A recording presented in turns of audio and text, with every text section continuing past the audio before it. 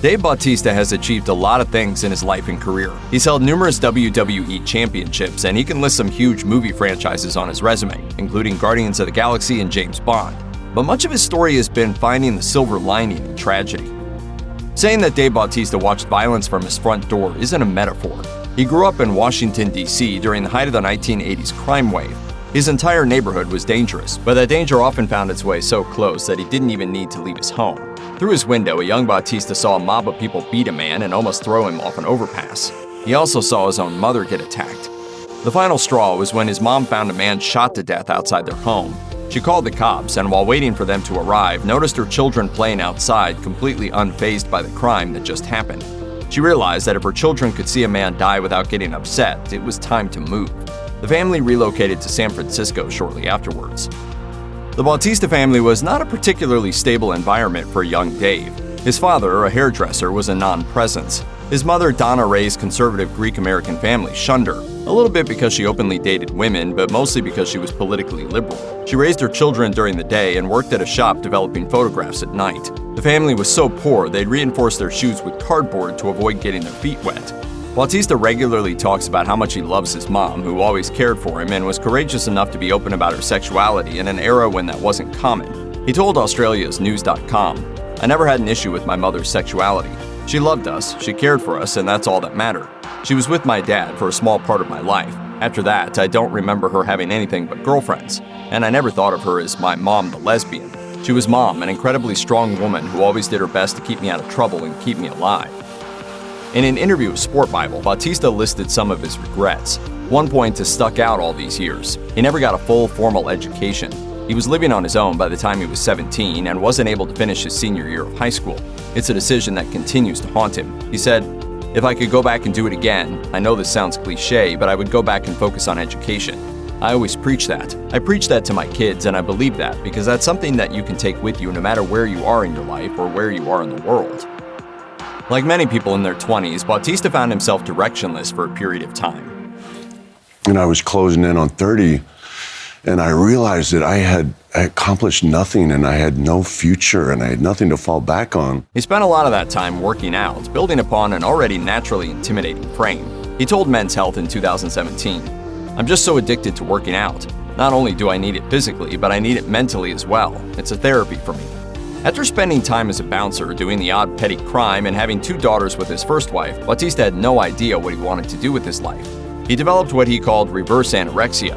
He'd spend all night working and then go to the gym for hours, never feeling he was big enough. He told the Tampa Bay Times, "The next thing you know, 10 years goes by and there I am trying to borrow money to buy my kids Christmas presents." What ultimately got him out of his funk was enrolling at the Wild Samoan Training Center around his 30th birthday, with the tuition and living expenses paid for by a friend. 5 years later, he was a world champion in WWE. In 2006, Bautista was at the peak of his popularity in WWE. He was one of the company's top stars, was in the main event at the previous year's WrestleMania, and was always in the title picture. He was also, by all accounts, kind of a jerk. This led to a legit fight with veteran wrestler Booker T at a photo shoot for SummerSlam 2006. WWE itself broke the news of the fight, which would normally be cause to think it was actually a wrestling storyline, but enough people who were involved have confirmed that it actually happened. No 2 accounts agree on who won the fight, but most agree that Booker started it after he felt Bautista disrespected him. Booker told Wrestling Inc., "Bautista took a good beating, but he's a man." In Bautista's autobiography, Bautista Unleashed, he admitted his own fault. "Booker's earned respect in this business. I didn't show it, and I was wrong."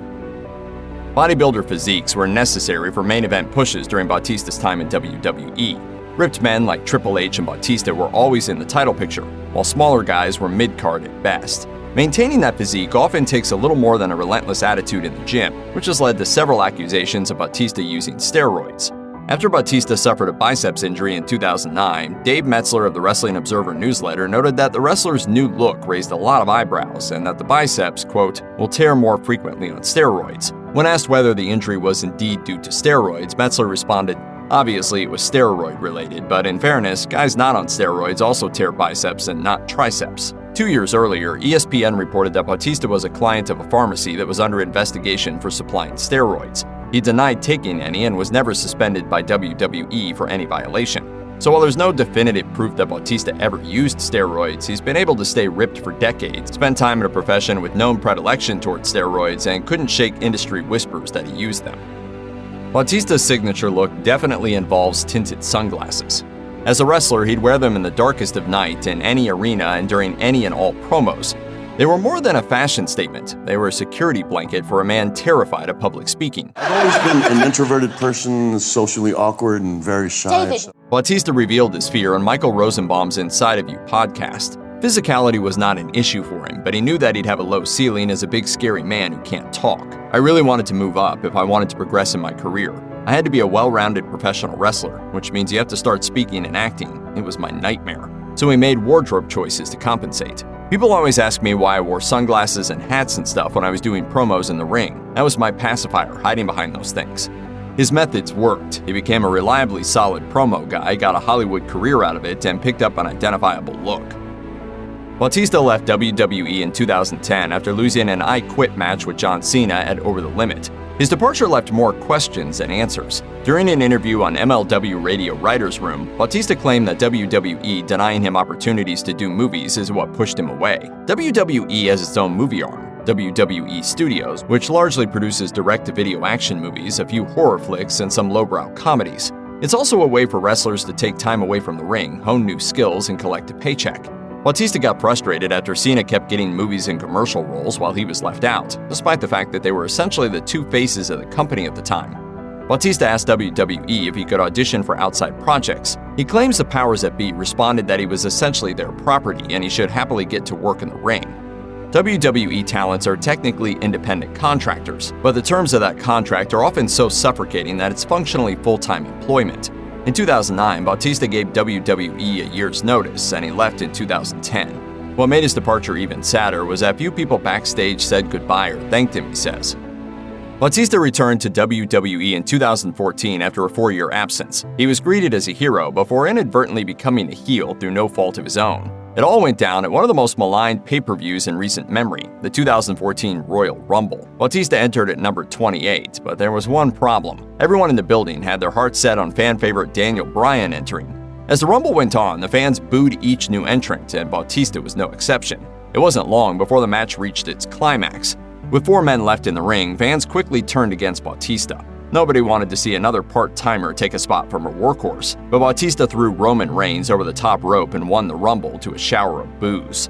It was one of the most memorable Rumble endings for all the wrong reasons, and Bautista became known as Bootista for the rest of his run. Bautista himself has seldom addressed it, if ever, but many of his fellow wrestlers felt bad that he was booed for something that wasn't his fault. It at least led to a good ending. It was one of the key moments that led Bryan to the main event of WrestleMania 30, where he faced off against Bautista and Randy Orton. Bautista even tapped out to Bryan, giving Bryan his first WWE Championship.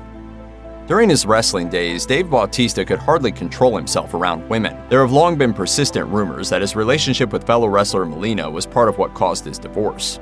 Bautista even developed a reputation for sleeping around with the Divas roster, with rumors connecting him to Layla El and Rosa Mendez. While the specifics are fuzzy, he's been open about the time he spent womanizing.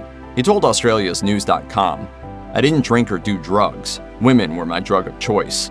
I would have 10, 20, 30 girls throwing themselves at me. I wasn't equipped to handle it, so I took advantage." He dodged the drinking and drug addictions that haunt many wrestlers, but he eventually realized that he did indeed have his own problem. He soon cleaned up his act, wanting to be a good role model for his daughters. He said, "I don't have a lot of regrets in my life, and I haven't been an angel, but if I could change anything, it'd be the chapter with all the women. It hurt the people I love." Before becoming one of Hollywood's most bankable action stars, Dave Bautista had a series of careers where injuries are just part of the gig: bouncer, bodybuilder, wrestler, MMA fighter. As a pro wrestler, Bautista developed a reputation as one of the more injury-susceptible members of the WWE roster. It's not even bad luck, it's just the natural byproduct of being one of the faces of the company. Wrestling that much at that high a level while maintaining that physique meant that injuries were always going to be a risk. Bautista's most notable ailment was a January 2006 triceps injury that ended his record-setting World Heavyweight Championship reign at 282 days. He's torn his biceps and triceps several times. Bautista also claims that he was dealing with an injury when Booker T picked a fight with him. I always thought it was really, really low of him to start a fight with me when he knew I was injured. During an interview on Talk is Jericho promoting Guardians of the Galaxy Volume 2, Bautista spoke of an issue that plagued him for years: dyslexia. He states that it's been especially difficult since he became an actor, since it makes table reads that much more difficult. He's been open about his condition on social media. Bautista is far from the only person in his orbit with some degree of dyslexia. WWE Chairman Vince McMahon has also made overcoming dyslexia part of his own brand, and fellow Guardian of the Galaxy Zoe Saldana has it as well. Some sources indicate that Bautista has ADD as well, and he's also been open about his struggles with depression.